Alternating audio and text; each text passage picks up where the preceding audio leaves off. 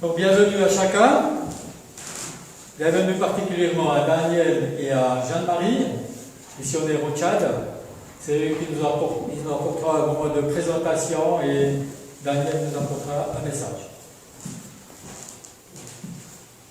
Bienvenue aussi à Aline, qui est secrétaire ou présidente? Hein? Secrétaire, bien libre. Bras droit du président.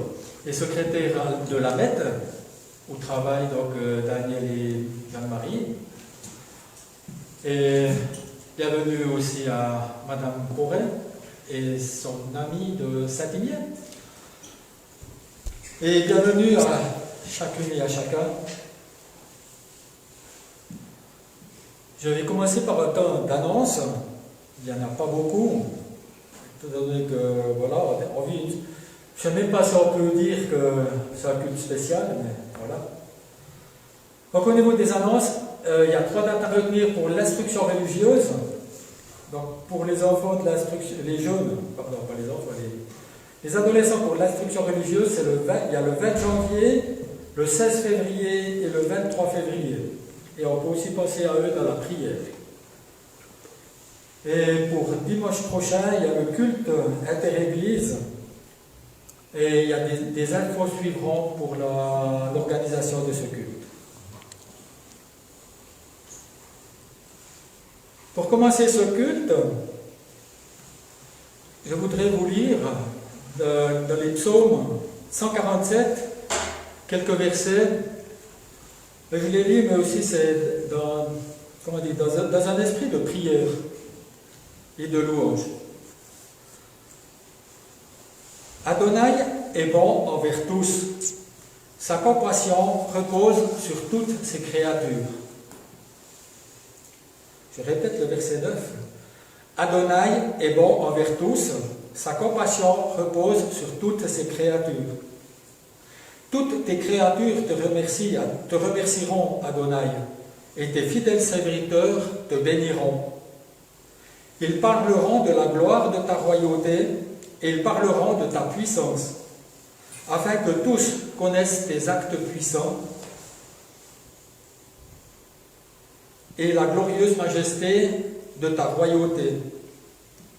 Ta royauté est une royauté éternelle. Ton règne dure de génération en génération. Et c'est vrai que le verset 9, c'est un verset qu'on a pas mal médité avec mon épouse, quand on était donc en Angleterre.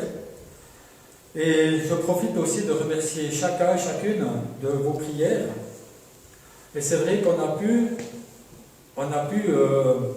mettre en pratique toutes les compassions de Dieu. Et on a appris vraiment à lui faire confiance. Et je pense que ce n'est pas Étienne aujourd'hui qui va me contredire.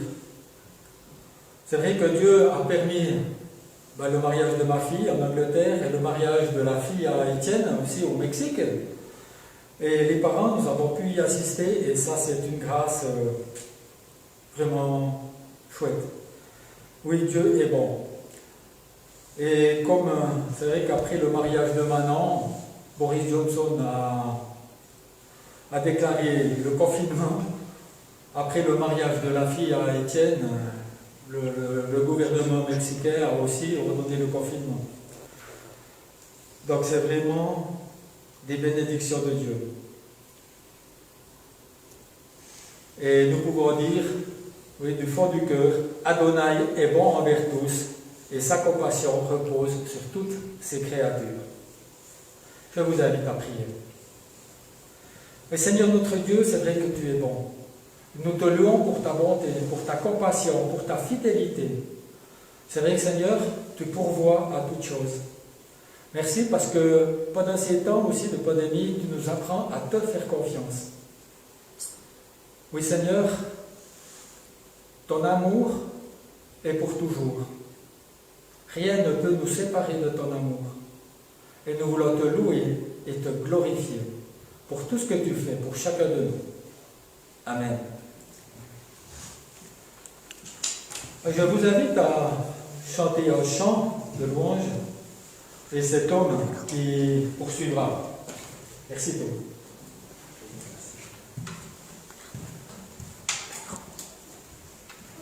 Malheureusement, nous ne pouvons pas chanter tous ensemble, mais je suis sûr que vous allez chanter avec moi dans vos cœurs. Ce chant qu'on va prendre maintenant, c'est Sur le mont du Calvaire. Et c'est un chant qui parle beaucoup parce qu'il nous rappelle ce qui nous permet d'être là aujourd'hui, ce qui nous réunit. Et je trouvais que c'était bien de se rappeler de ça en premier lieu. Donc, Sur le mont du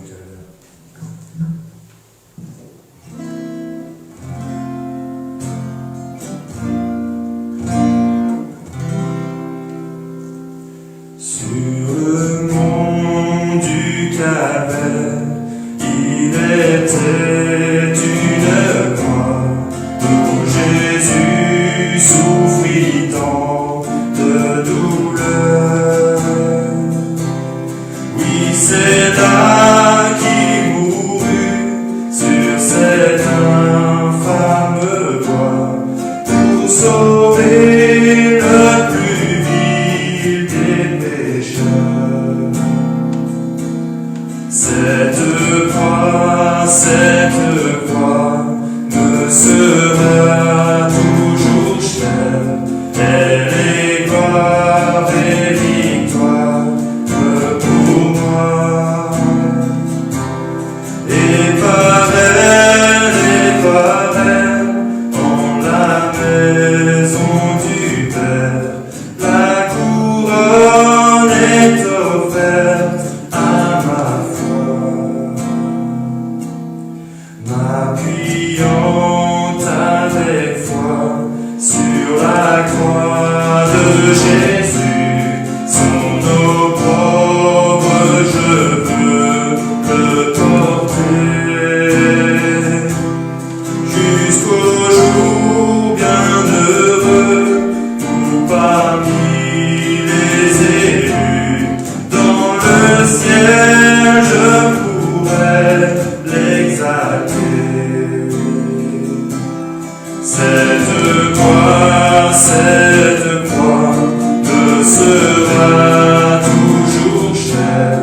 Elle est gloire et victoire pour moi. Et par elle, en la maison du Père, la couronne est offerte à ma foi.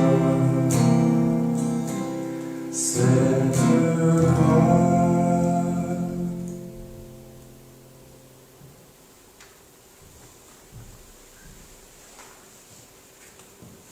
Et sans plus attendre, je pense qu'on va laisser la place à Daniel avec la mission évangélique au Tchad.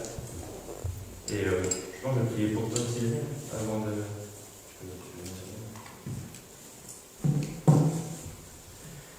Oui, Seigneur, je te remercie pour la présence de Daniel aujourd'hui.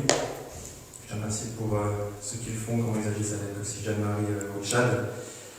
Et voilà, Seigneur, on te prie que cette mission puisse se poursuivre et avoir encore beaucoup de fruits, beaucoup de joie à se répandre et à faire encore des disciples là-bas.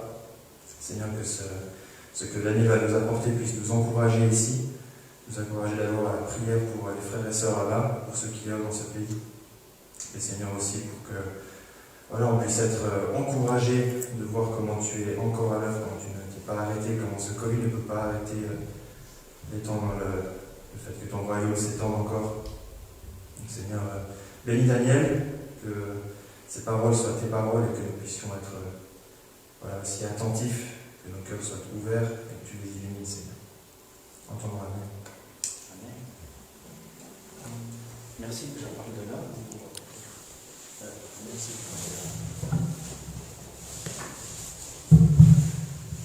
Ok, bonjour à chacune, à chacun. C'est un plaisir d'être là. Merci pour cet accueil de la mission évangélique au Tchad. On a profité depuis le long du magnifique paysage pour arriver jusqu'ici.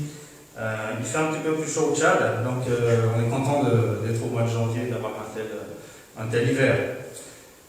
Alors, là, vous voyez le site web de la MED. on a une lettre de nouvelles qu'on envoie surtout par email. Et si vous voulez avoir des nouvelles en continu de Jeanne-Marie et moi, donc il y a une adresse là, on vous demande simplement d'envoyer un email et puis on vous mettra sur notre liste de distribution.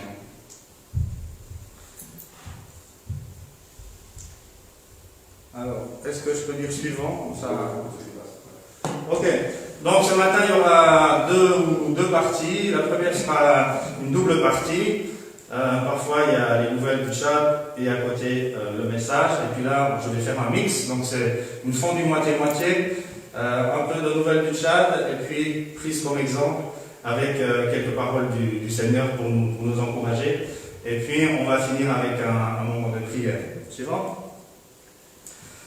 On a eu la joie pendant notre période au Tchad, on est retourné là-bas en novembre, on est rentré début février, non, c'est pas possible ça, début janvier. Et donc on a pu assister à la dédicace du Nouveau Testament en langue guerrico. C'est une langue locale qu'une ethnie de notre partenaire parle. Et donc il y a eu toute une fête, un cérémonial là autour, et puis l'intervention d'aujourd'hui, en tout cas pour ma part, sera beaucoup centré là-dessus. Et là, on voit un responsable de village brandir fièrement un livre dans sa langue natale, qui est guerrico. Suivant. Alors, testament, on le sait tous, mais c'est un petit rappel. Du latin, ça veut dire témoignage. Et puis, du grec, ça veut dire contrat, convention, alliance. Alors chaque fois qu'on part à l'étranger, on est parti plusieurs fois avec mon épouse, on nous demande, vous avez un testament, et puis donc, voilà, dernière volonté, qu'est-ce qu'on va faire une fois si on devait disparaître. Donc on est comme ça un peu face à la mort, et on se dit, ben ouais, si tout d'un coup ça nous arrive, qu'est-ce qui va se passer?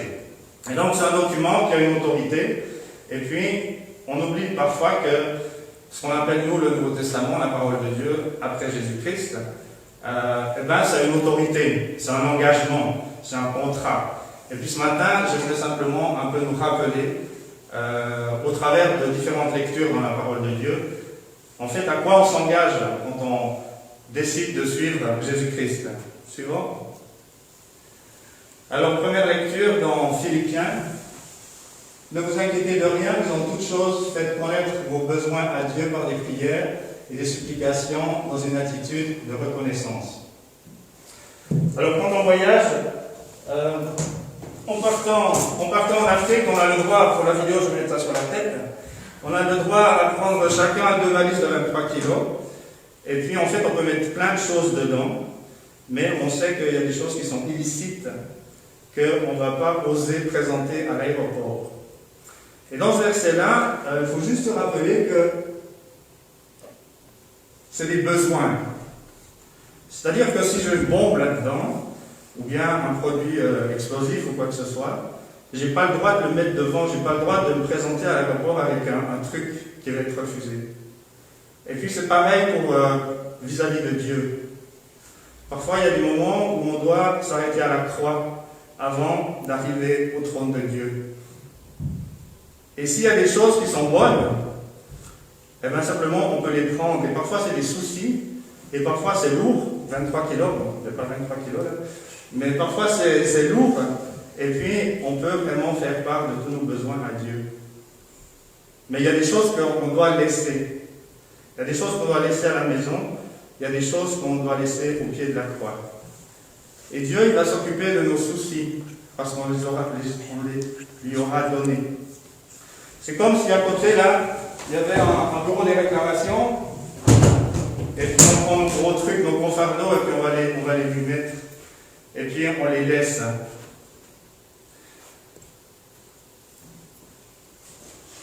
J'ai un autre style de sac. Si je vais courir, faire de la marche ou du ski de fond, je ne vais pas prendre la grosse valise de 23 kg, mais je vais prendre ce sac-là. Parce qu'il est pratique, il me tient bien au dos, on peut l'attacher. Et puis, j'ai l'habitude de faire du sport avec mon épouse. Et je sais qu'il y a des choses qui encouragent notre relation, et il y a des choses qui peuvent décourager notre relation. Et des fois, dans mon petit sac, j'ai ça. Et je sais que si je me laisse prendre à faire trop de photos, c'est pas mauvais la photo. Mais si je me laisse prendre trop à faire des photos, je sais que ça va gâter notre relation.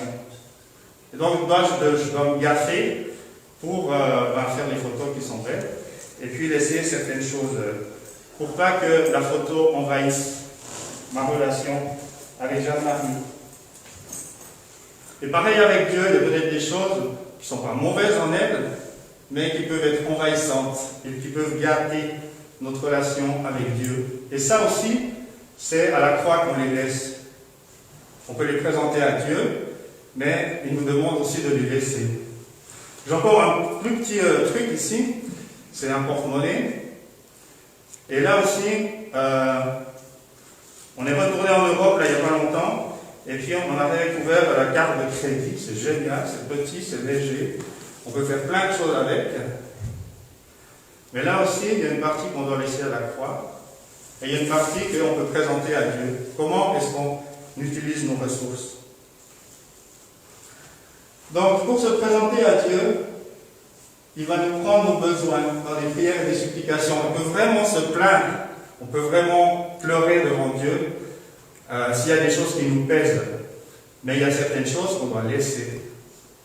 Et donc, il ne faut pas amener des choses qu'on peut, qui gênent à la sainteté devant Dieu. Il faut les laisser avant de s'approcher devant son trône. Et il est fidèle et juste pour nous les pardonner. Je continue la lecture. Et la paix de Dieu qui dépasse tout ce que l'on peut comprendre gardera votre cœur et vos pensées en Jésus-Christ. C'est juste incroyable ça. Des fois on essaie d'expliquer et en fait on n'a pas besoin d'expliquer. Des fois on est dans des situations où on devrait être complètement stressé, où on devrait pouvoir comprendre pour se calmer. Et puis en fait, ce verset-là, il nous dit le contraire. Il nous dit que pour que notre cœur soit gardé en Jésus-Christ, il faut juste oublier d'essayer de comprendre. Parce que c'est au-delà de notre compréhension. Et vraiment, nous, disciples de Jésus, enfants de Dieu, on a beaucoup de chance. Parce qu'on n'est pas obligé de comprendre. On n'est pas obligé de se tourner, se massacrer l'esprit pour essayer de comprendre. Il y a juste à accepter la paix de Dieu. Et nos pensées vont rester en Jésus-Christ. Et le dernier, là, il m'a beaucoup interpellé ces dernières semaines, parce que je suis un peu limité dans ma santé, donc j'ai des nouvelles limites.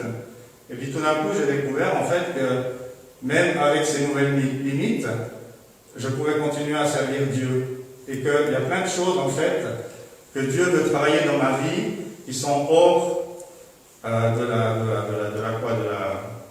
du faire, hors de l'achievement,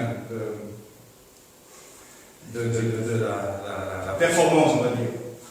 Enfin, frères et sœurs, portez vos pensées sur tout ce qui est vrai, tout ce qui est honorable, tout ce qui est juste, tout ce qui est pur, tout ce qui est digne d'être aimé, tout ce qui mérite l'approbation, ce qui est synonyme de qualité morale et ce qui est digne de louange. Et on a des périodes dans la vie qui sont peut-être plus tranquilles et Dieu en profite pour nous parler à ce niveau-là. Suivante. Bon, pour illustrer ça, j'ai essayé de trouver un contre-exemple, c'est peut-être pas le meilleur, mais j'aimerais juste relire ce verset avec ces figures qu'on voit régulièrement un peu tout partout et de plus en plus. Enfin, frères et sœurs, portez vos pensées sur tout ce qui est vrai, tout ce qui est honorable, tout ce qui est juste, tout ce qui mérite l'approbation, ce qui est synonyme de qualité morale et ce qui est digne de louange. Quand je vois ces trucs, ça ne m'inspire pas ce que cite ce verset. C'est une vue du mont Guérac qui se trouve au centre de Tchad, on va en parler plus après. Suivant, pardon. Enfin, frères et sœurs, portez vos pensées sur tout ce qui est vrai, tout ce qui est honorable, tout ce qui est juste, tout ce qui est pur, tout ce qui est digne d'être aimé, tout ce qui mérite l'approbation, ce qui est synonyme de qualité morale et ce qui est digne de louange. Et en tout cas, pour ma femme et moi, quand on s'élève un peu sur la montagne, notre cœur est renouvelé, et puis on a l'impression de se rapprocher de Dieu. Je ne sais pas comment ça marche, mais on n'est pas obligé de tout comprendre. Et simplement, suivant le contexte dans lequel on se met, suivant ce qu'on met devant nos yeux, alors on va se rapprocher de ce verset-là, de cette orientation, de cette cible-là, ou alors on va s'en éloigner. Et c'est notre responsabilité. Dieu va nous aider dans ça, mais c'est aussi notre responsabilité. Ça fait partie du Nouveau Testament, ça fait partie du contrat qu'on a avec Dieu quand on s'engage avec lui. Suivant. Je suis persuadé que celui qui a commencé en vous cette bonne œuvre la poursuivra jusqu'à son terme, jusqu'au jour de Jésus-Christ. Et on peut avoir confiance en Dieu, que quoi qu'il arrive, c'est lui qui bosse, c'est lui qui travaille, avec notre collaboration, en collaboration avec nous, mais il ne va pas nous laisser tomber. Suivant. Donc au niveau de la MET, on nous demande des fois, mais vous êtes une mission, vous êtes une ONG. Donc voilà, on a parlé de la parole, on va passer à l'action, aux choses bien concrètes, et puis c'est le mix qu'on aimerait avoir avec la MET. Ça veut dire qu'on pense, on croit qu'au Tchad, l'Église grandit, qu'elle a besoin de démontrer certaines choses du caractère de Dieu. On peut le faire par la parole, et on peut le faire aussi par les œuvres. Et donc Jeanne-Marie va vous présenter une partie de son travail.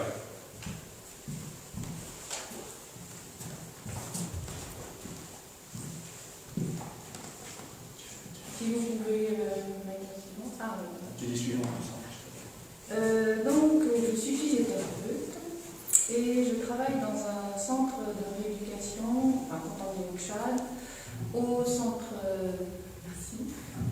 centre Tchad. Je travaille dans un centre de rééducation. Il y a 2 Tchadiens qui travaillent, eux, toute l'année. Un, c'est un aide-kiné qui a été formé à N'Djamena. Il s'appelle Fadil. C'est le grand monsieur là. C'est lui. Et puis, il y a une autre personne, Abdella, qui lui n'a pas de formation. Il a simplement observé son collègue travailler. Et puis, il a reçu une formation basique et informelle que je lui ai donnée quand j'étais sur place. C'était 6 semaines de temps en temps, donc vraiment, c'est basique. Vous pouvez mettre la suivante. Donc, ce qui a été partagé avant, on le vit, dans le sens que donc il y a des personnes qui travaillent dans ce centre de rééducation qui ont une formation limitée. Les soins, les conseils médicaux, les diagnostics, tout est limité là-bas. Mais ce qui est génial, quand on est dans ces situations, c'est qu'on voit la main de Dieu. Et je vais vous partager quelques histoires qui montrent que nous, on fait ce qu'on peut et Dieu, il fait le reste. Et j'avais déjà remarqué que quand on est dans des pays comme en Suisse, en Europe, ces pays où la santé est performante, où on a accès à peu près tous les soins, c'est surtout les soins qui agissent. Et quand les soins sont moindres, on voit la main de Dieu, vraiment, dans ce qui se passe. Et donc on avait il y a eu un séminaire pour les leaders chrétiens juste à côté, et un pasteur a partagé que depuis de nombreuses années, il avait mal dans les mains, très mal dans les mains, et qu'il a perdu toute sensibilité dans les mains. Et bon, ça fait mal, on perd la sensibilité, c'est pas drôle, mais en plus là-bas, ça cause des problèmes pratiques dans le sens que Daniel a sorti son porte-monnaie avant. Là-bas, il n'y a pas de porte-monnaie, il met tout dans la poche. Et en fait, quand il va chercher son argent dans la poche, il ne sent pas. Et des fois, il ressort sa main, il y a des billets qui tombent. Donc, il y a d'autres choses qui s'ajoutaient à sa douleur.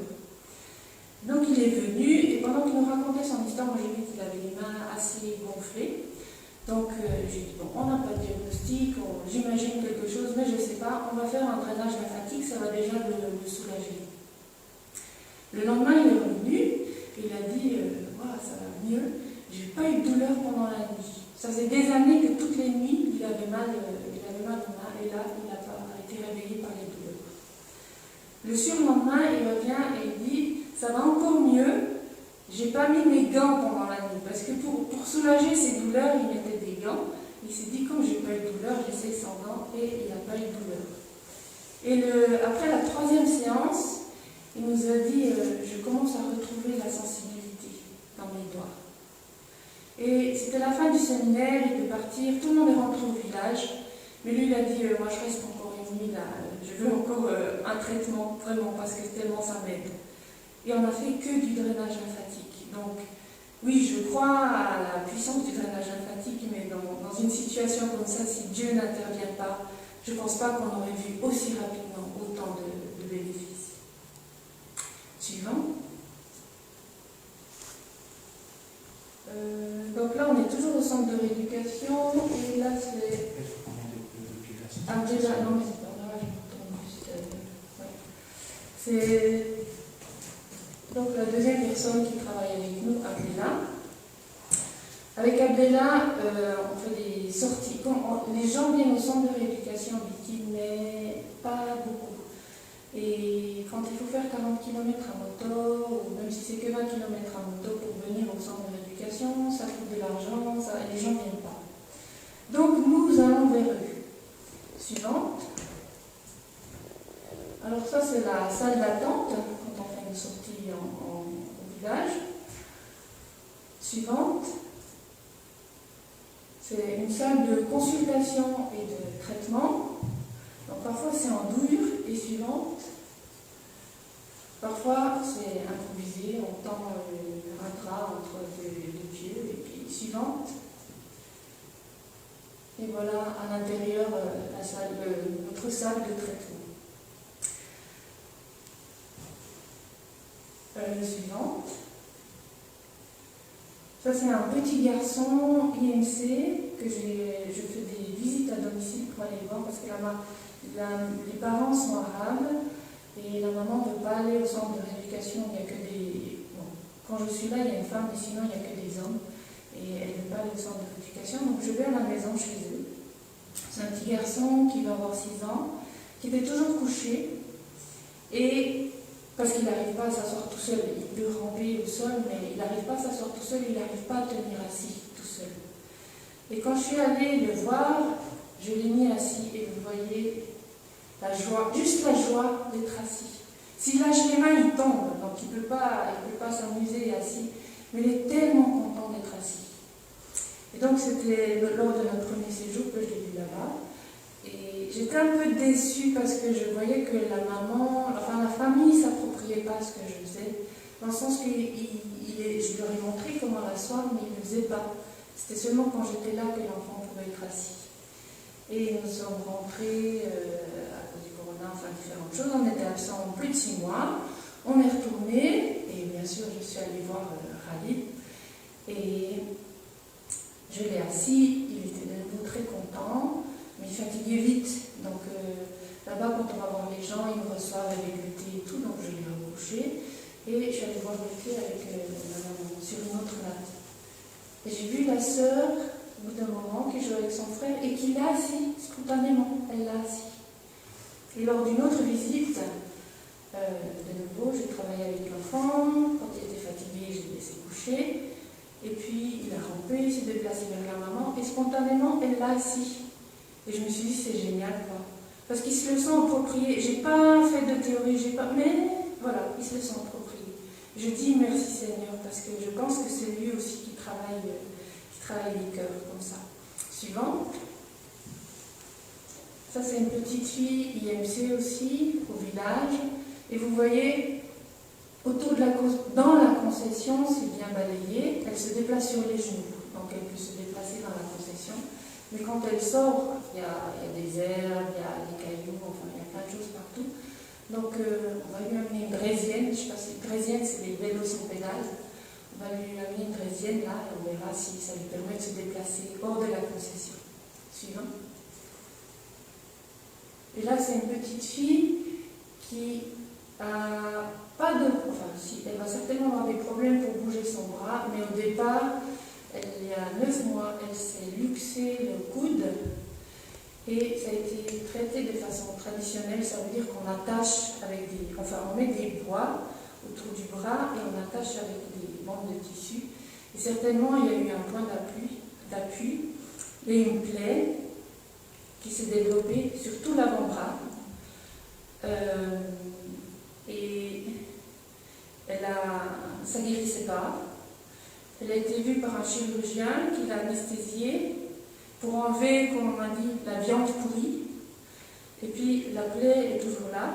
Suivant. Donc ça c'est son bras, et dessus, là on a mis de l'argile. Vous pouvez mettre la suivante. Je pense qu'il n'y a pas besoin de voir trop longtemps ces choses-là, mais c'est juste pour vous rendre compte de ce qu'on voit. Et quand on a mis l'argile, en fait ça fait sortir du pu, énormément de pu. Ce qui a fait très peur à la maman, parce qu'elle a pensé que c'était l'argile qui avait provoqué le pu, alors qu'en fait il a fait sortir le pu, le bras a diminué le volume, et maintenant on soigne en lavant à l'eau et avec du sucre. On a traité beaucoup de plaies comme ça, des escarres, des plaies profondes, ça guérit. Là c'est tout un avant-bras, donc voilà, c'est Dieu qui intervient aussi. J'ai pas de nouvelles, quand on est ici c'est difficile de savoir ce qui se passe.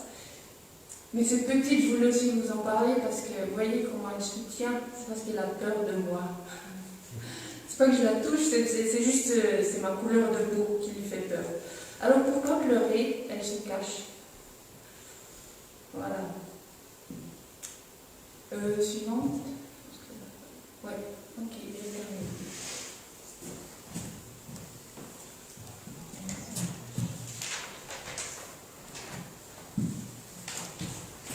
Suivante. Ok, donc on a Jeanne-Marie est bien occupée avec la physio. Et sinon, la Mette au Tchad a d'autres activités. Je pense qu'ici dans l'église, vous connaissez la Mette depuis plus longtemps que moi et c'est sûrement un rappel pour vous. Et donc on a 2 centres de formation professionnelle. Celui-là, c'est à Bitkin, donc dans la même ville que les photos que vous avez vues avant pour la rééducation suivante. Donc il y a la menuiserie, la soudure. En octobre, on va démarrer un atelier de mécanique auto. C'est un joli petit défi technologique parce que jusque-là, c'est vraiment des choses très simples qu'on enseigne pour que les jeunes qui apprennent, une fois de retour au village, ils puissent utiliser ce qu'ils ont appris. Ça veut dire qu'il n'y a pas de machine électrique, il n'y a même pas une scie sauteuse, il n'y a même pas une... c'est tout, on édite à la main les planches et les différentes parties. Et puis il y a une section couture, donc là dans le fond on voit les femmes à la machine à coudre et devant elles découpent les pièces pour les assembler après. Suivant. Là c'est un atelier de mécanique qui existe déjà à Latex, donc ça c'est au sud du pays. Suivant. On a un projet d'agroécologie, donc là c'est un des agriculteurs qui travaille dans le réseau. Il a vu que la gomme arabique rapportait bien. Donc il a développé ça de manière assez sauvage, on va dire. C'est pas une culture d'arbres, mais il profite de ce que la nature donne. Et puis la photo, on a à droite, c'est le mari d'une femme qui fait partie du réseau. C'est le moment de la récolte, et puis il se met à disposition de sa femme pour aller chercher les épis qui sont assez lourds. Donc, dans le contexte tchadien, c'est assez particulier. Donc je me suis précipité pour prendre la photo. Là, on a une formation qui est le début d'un réseau d'agriculteurs qui pratiquent l'agroécologie. Donc, c'est tous les agriculteurs qui sont là. Il y en a 24, plus d'autres invités. Suivant.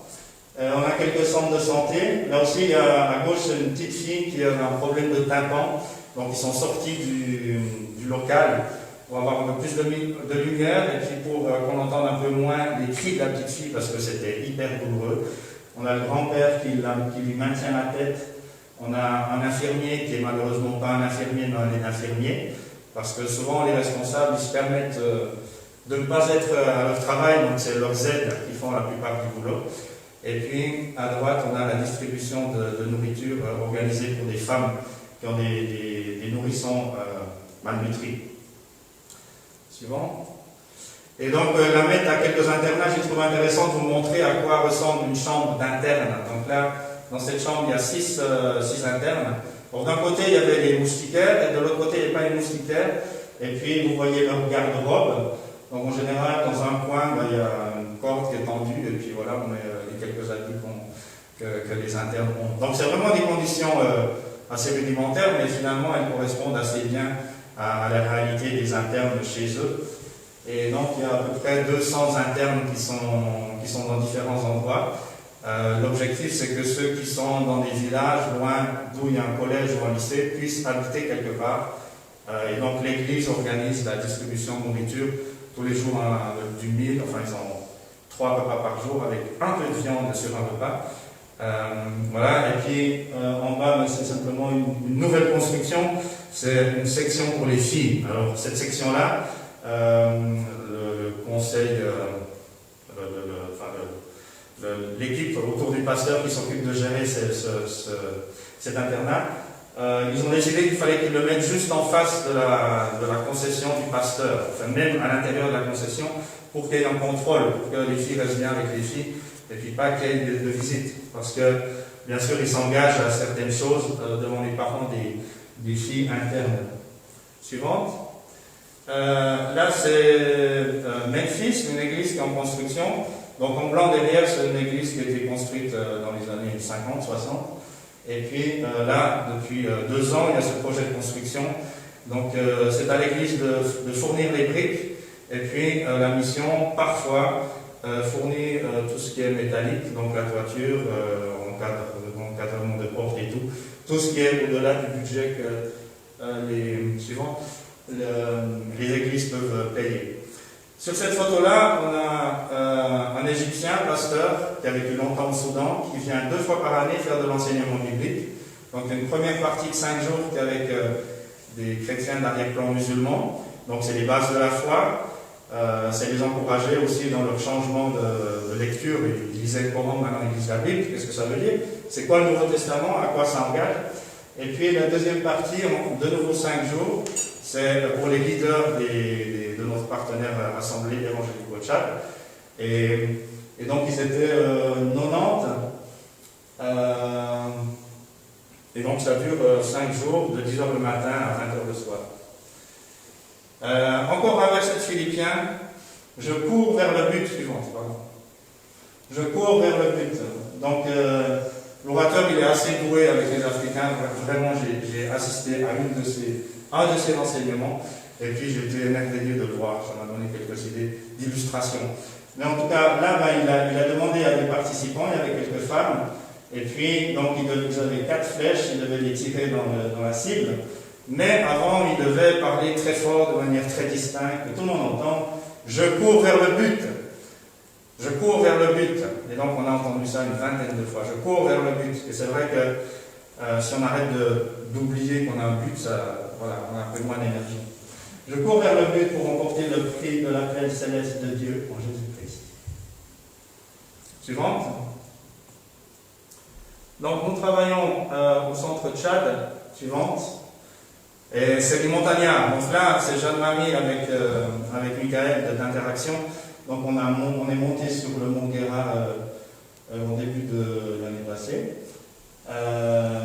Voilà, donc ça monte. C'est à 1600 mètres. C'est un peu comme si vous faites Saint-Blaise, Chasseral. Ça revient un peu au même. Suivante. Et donc le 28 décembre, il y a eu cet événement pour moi assez génial, c'était la dédicace de ce Nouveau Testament. Et donc c'est les montagnards, il y a toute une symbolique d'esprit de la montagne qui s'appelle les Margailles. Et puis là c'était l'inauguration du Nouveau Testament dans la langue locale. Et ça fait, on est 70 ans plus tard, c'est juste génial. Il y avait plus de 1000 personnes, la plupart de cette ethnie, et de se dire que le Nouveau Testament, il est arrivé il y a 70 ans, puis qu'aujourd'hui, il y a autant de monde. C'est juste, ça m'a beaucoup réjoui, quoi. Ça m'a beaucoup ému même. Suivante.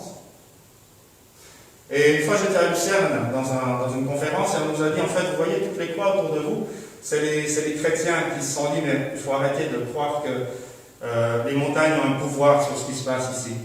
On veut que ces montagnes les appartiennent à Dieu. On ne veut plus que ces montagnes appartiennent à des puissances bizarres. Alors ils ont commencé à planter des croix de partout sur les hauts sommets. Et c'est effectivement vrai, depuis Lucerne, on en voit plein. Et puis, c'est symbolique. Mais c'est vrai qu'on n'a pas à avoir peur des montagnes. Pour nous, c'est peut-être juste naturel. Mais il y a quelques siècles, chez nous, on avait aussi des croyances qu'il faut remplacer simplement. Suivante. Alors, quelques mots sur les Hadjra et les montagnards. Suivante. Donc, c'est un peuple qui vit sur la montagne qu'on a vu en arrière-plan avant. C'est 15 groupes ethniques, c'est 1 million de personnes à peu près. Et ils habitent au centre Tchad, donc c'est la partie en rouge. sur la carte en bas à droite. Suivante. Donc ils se sont réfugiés sur les montagnes parce que à partir du XVe siècle, il y a eu beaucoup de razzias et puis il y a eu des groupes esclavagistes. Donc on ramassait les hommes forts pour les envoyer ailleurs.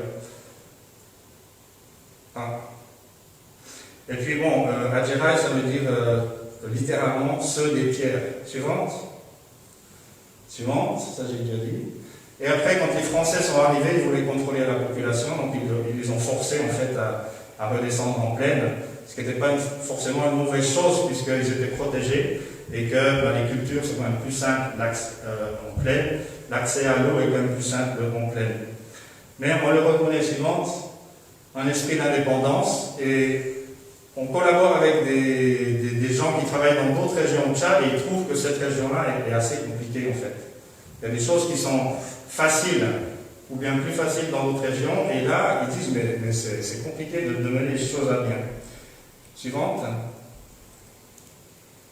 Et puis donc même s'ils sont 15 groupes, ils partagent des éléments culturels similaires et cette croyance de Marga, ils sont un peu des cousins.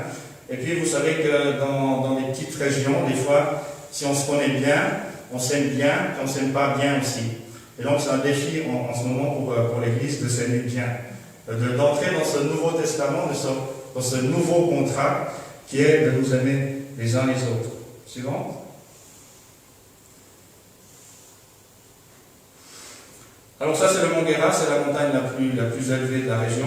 Et puis la fête, on va voir la vidéo juste après, elle est dans le trou ici en bas.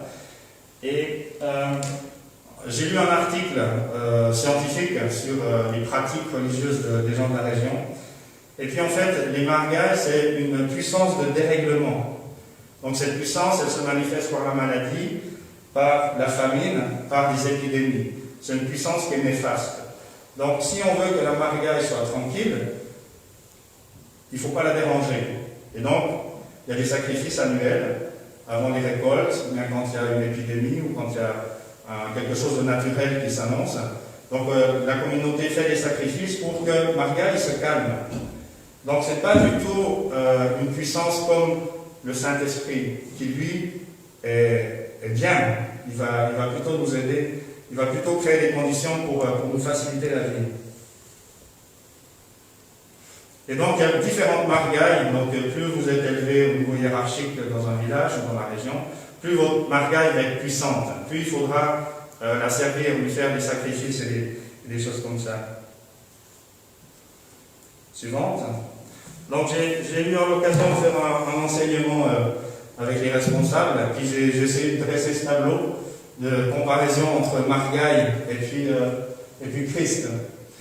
Et c'est sûrement pas exhaustif, et puis voilà, après j'ai aussi un peu discuté avec les pasteurs tchadiens pour en savoir. Mais pouvoir destructeur, pouvoir constructeur. Margaï s'impose, c'est-à-dire qu'il, par la maladie ou par quelque chose de négatif, il prend pas possession, mais il se met dans une personne, et c'est comme ça qu'il se révèle. Alors que chez Christ, on est invité, on est prédestiné aussi. À chacun sa margaï, un seul esprit.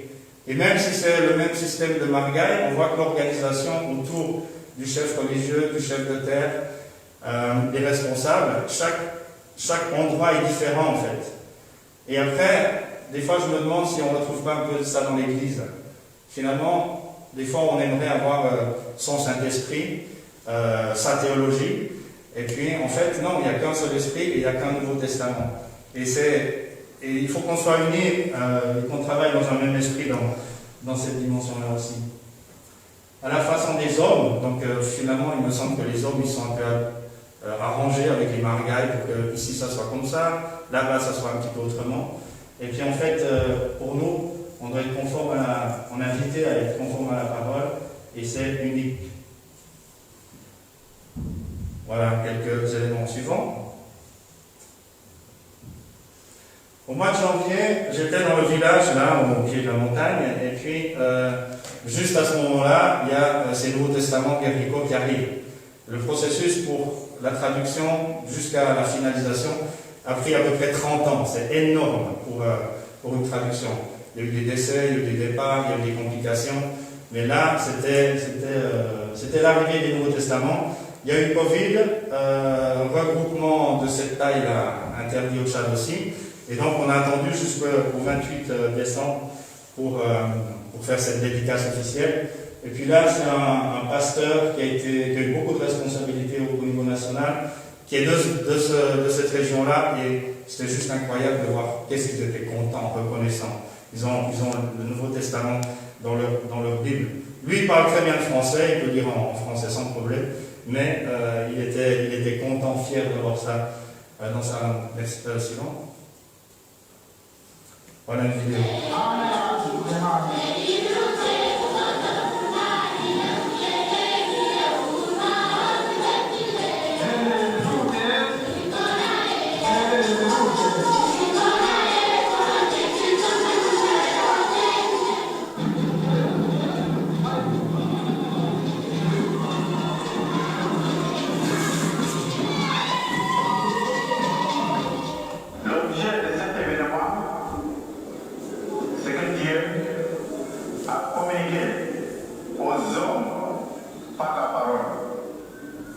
Il a communiqué par la parole, et cette parole demeure encore vivante aujourd'hui. Au nom de toutes les délégations, je vous souhaite la bienvenue.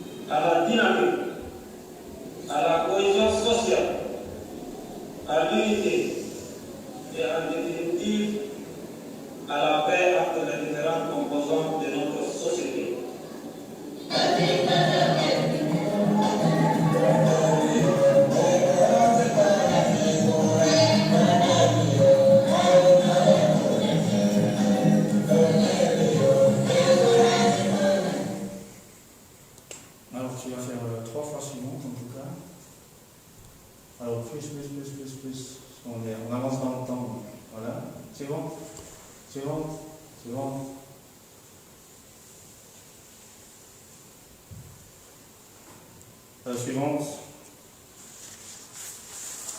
Voilà, juste encore quelques mots sur Paul en prison.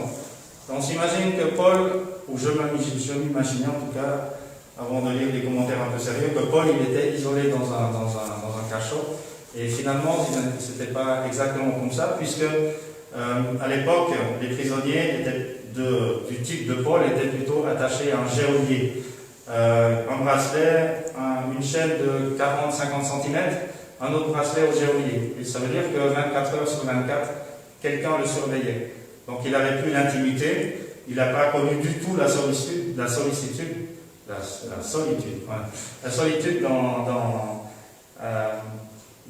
et donc quand il écrit que tout pour Dieu, imaginez-vous avec quelqu'un à votre bras, on dit que ceux qui connaissent vraiment papa, maman, c'est les enfants.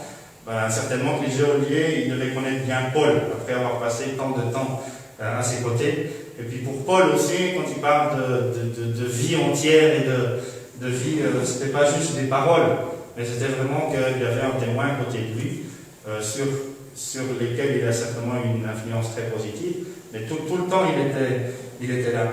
Et comme il était enfermé aussi, suivant, certainement, on peut aussi lire au travers dans Philippiens par exemple, que les gens ils imaginaient des choses, des mauvaises choses en fait. Est-ce que dans notre Nouveau Testament, on est autorisé à penser simplement ces mauvaises choses?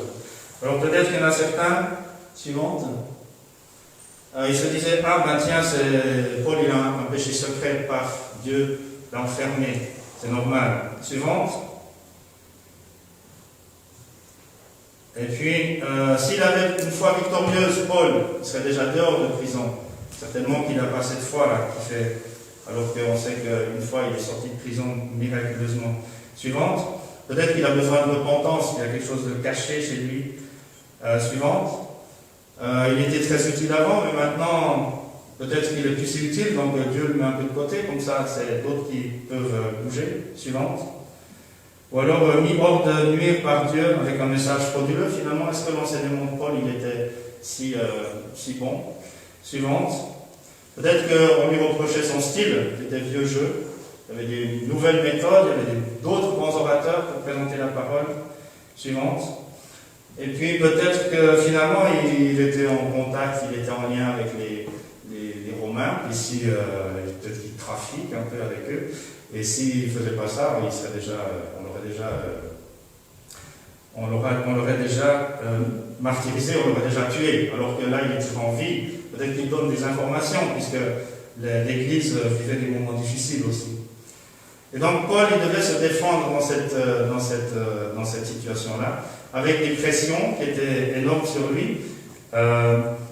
Et il était capable d'écrire des choses dans Philippiens qui sont juste incroyables, et qu'on peut entendre et qu'on doit écouter parce qu'il était dans cette situation compliquée.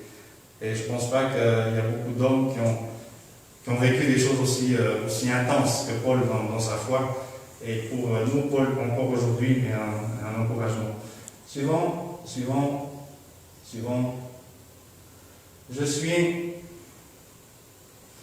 Je suis persuadé que celui qui a commencé en vous cette bonne œuvre la poursuivra jusqu'à son terme, jusqu'au jour de Jésus-Christ.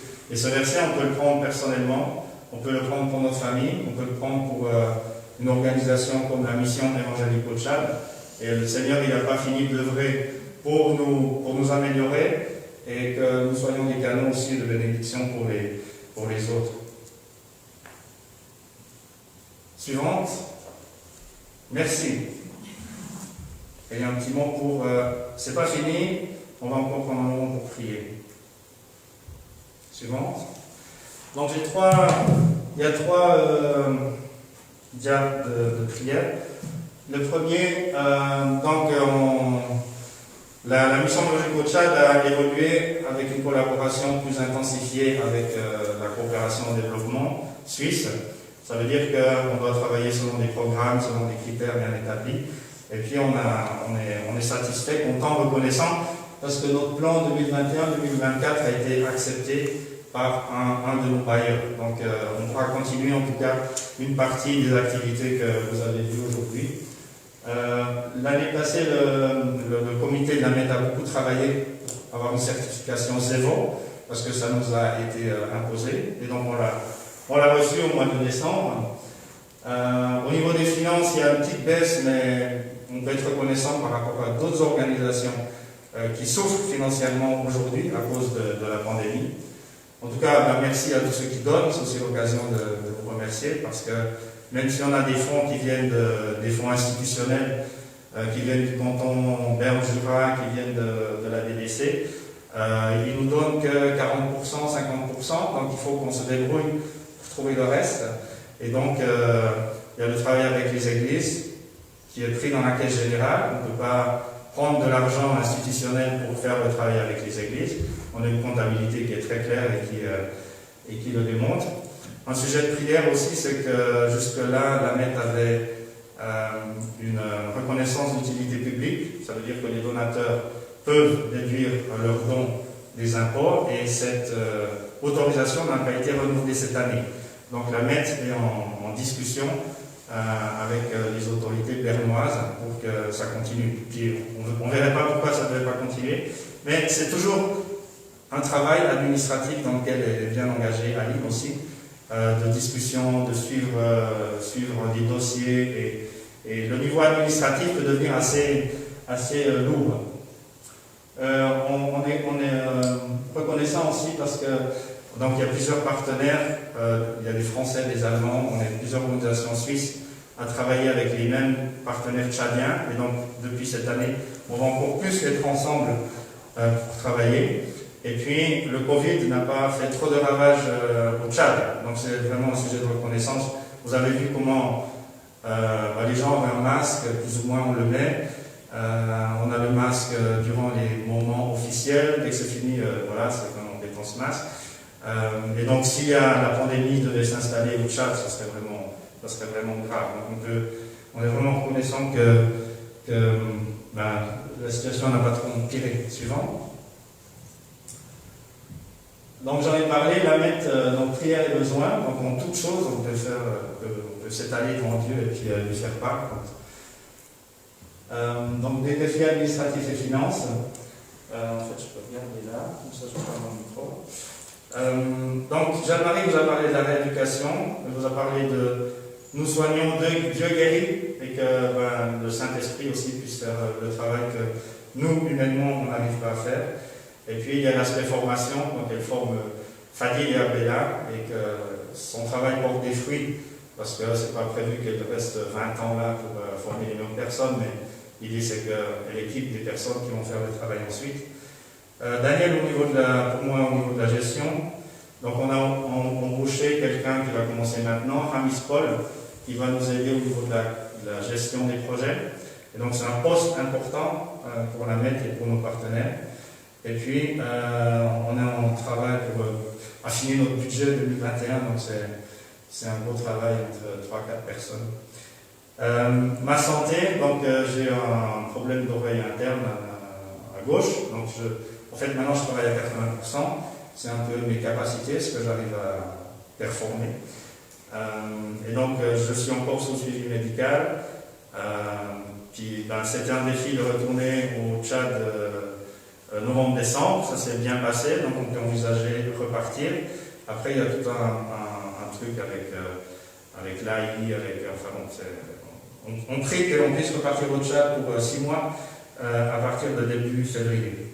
Et puis donc on a un fils, notre dernier, Joël, qui a bientôt 20 ans, qui est à l'EPF, et puis on espère qu'on reçoive une bourse, sinon ça va être un peu compliqué pour nous.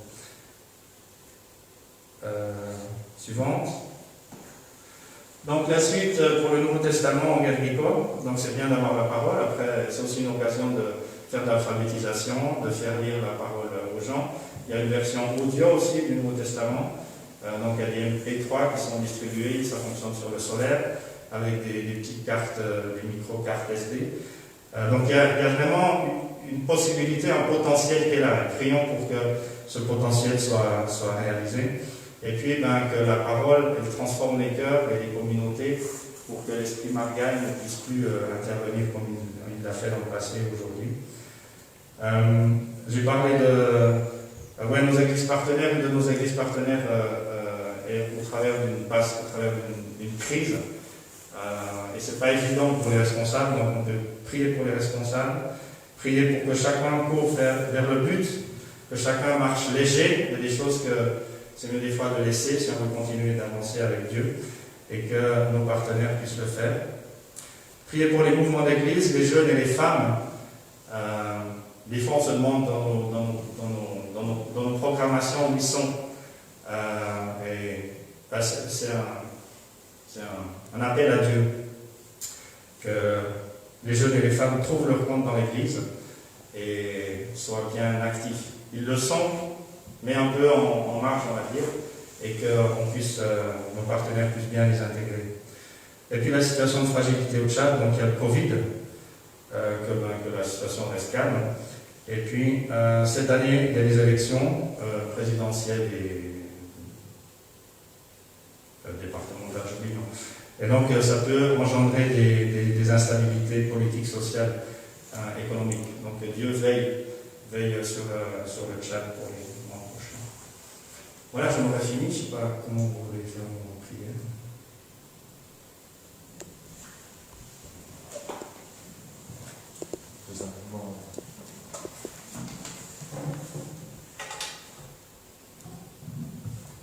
Simplement prendre un temps dans la prière,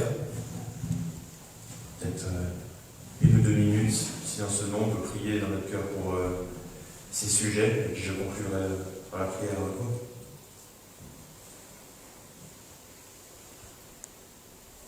Vous aussi, chez vous, vous pouvez prier bien sûr pour ces sujets.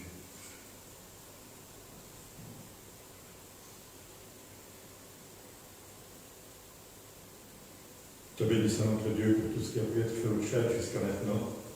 Te bénissons pour le travail de la MET et aussi tous ceux qui se sont impliqués pour l'avancement de ton règne dans ce pays. Te bénissons aussi pour le soutien des autorités pour ce travail. Te prions pour les autorités du Tchad, particulièrement aussi pour cette période d'élection. Te prions, Seigneur, pour tout ce qui peut être fait avec l'arrivée de ce Nouveau Testament, Bientôt. Te prions qu'il puisse porter des fruits et que ton Église puisse grandir.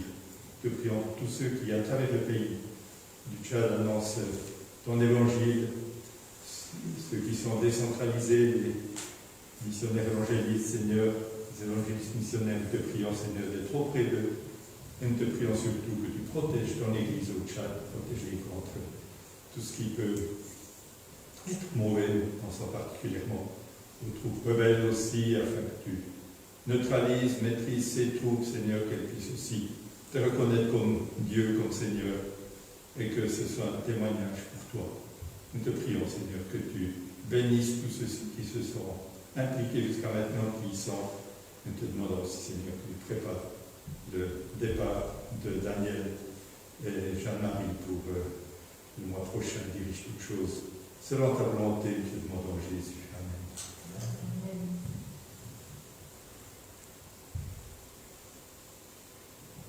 Merci pour ce témoignage de ce matin, merci parce que tu es agissant, merci parce que tu bénis, Seigneur, le Brava, pour la famille de vie, pour ses projets, pour ses difficultés, pour la MET, ses équipes administratives. Te prions aussi, Seigneur, pour le Tchad, pour ses élections, les autorités qui seront élues. Te prions aussi pour la situation Covid, merci parce que tu n'es pas, Seigneur, l'Afrique centrale, mais nous demandons, Seigneur, que tu continues aussi à les épargner, pour ne pas ajouter de difficultés supplémentaires et de contraintes supplémentaires. Sois béni, Seigneur, pour tout ça, au nom du Seigneur Jésus-Christ. Amen. Amen.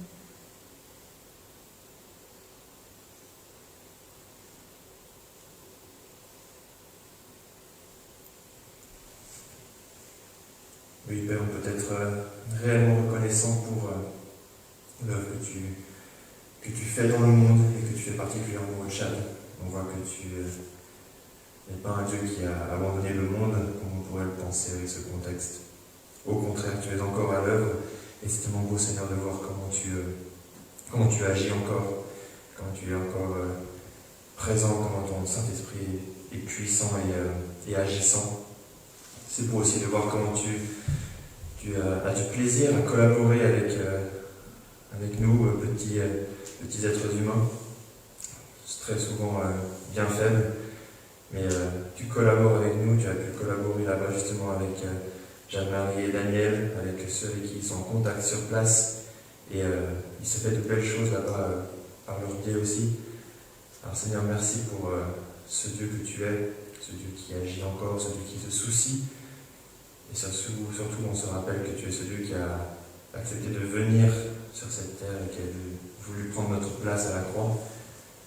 Alors, quoi de plus normal que de vouloir encore plus communiquer et partager cette bonne nouvelle, Seigneur. Et c'est beau de voir comment elle se diffuse encore au Tchad, malgré le contexte difficile et tout ce qui va se passer encore. Il y a ce Nouveau Testament qui est arrivé avec cette bonne nouvelle qui est dedans.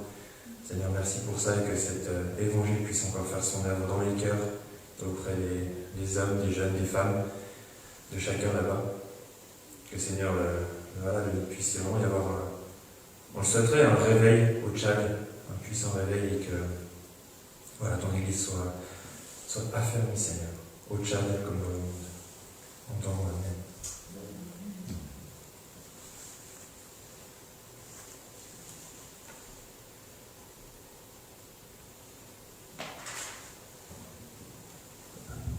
Je vous invite encore une fois à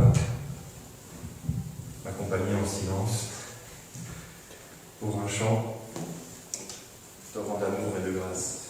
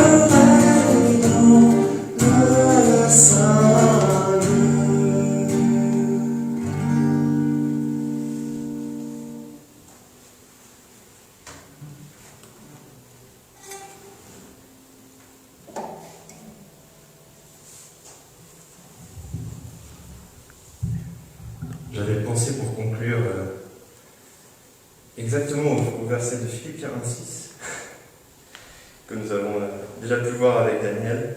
Je suis persuadé que celui qui a commencé en vous cette bonne œuvre la poursuivra jusqu'à son terme, jusqu'au jour de Jésus-Christ.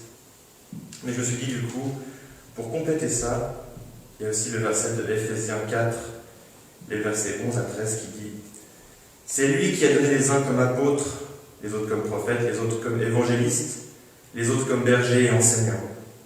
Il l'a fait pour former les saints aux tâches du service en vue de l'édification du corps de Christ, jusqu'à ce que nous parvenions tous à l'unité de la foi et de la connaissance du Fils de Dieu, à la maturité de l'adulte, à la mesure de la stature parfaite de Christ. » Je vous remercie, Jeanne-Marie et Daniel, pour ce que vous avez apporté. Ça nous a aidé à élargir la focale avec le contexte, avec les restrictions, avec tout ce qu'on entend de notre gouvernement. On a tendance à peut-être plus regarder vers notre écran, puisqu'on fait en plus maintenant les réunions surtout par Zoom et autres technologies. Et là, on a un peu plus voyagé. On a pu aller au Tchad et se souvenir qu'il y a le reste du monde aussi qui est en dehors, et que l'œuvre de Dieu se poursuit aussi dans le reste du monde, notamment au Tchad. Et donc voilà, ces versets que je viens de lire puissent nous encourager à ça, à se rappeler que Dieu a un plan, qui le mènera jusqu'à son terme, jusqu'à ce qu'on puisse être à la mesure de la stature parfaite de Christ, et aussi que c'est lui qui est au travail avec les apôtres, les prophètes, les évangélistes, les bergers, les enseignants, pour édifier le corps de Christ. Qu'on puisse tous être à l'œuvre en ça par la prière, avec ceux qui partent, avec ceux qui restent, avec les soutiens qu'on peut apporter. Et voilà, se rappeler que l'œuvre de Christ se poursuit. Qu'on puisse partir sur cet encouragement, cette pensée et se souvenir de ces beaux paysages ensoleillés qu'ils ont là-bas. Que Dieu vous bénisse. Vous passez encore un bon dimanche et une très bonne semaine. Merci à chacun.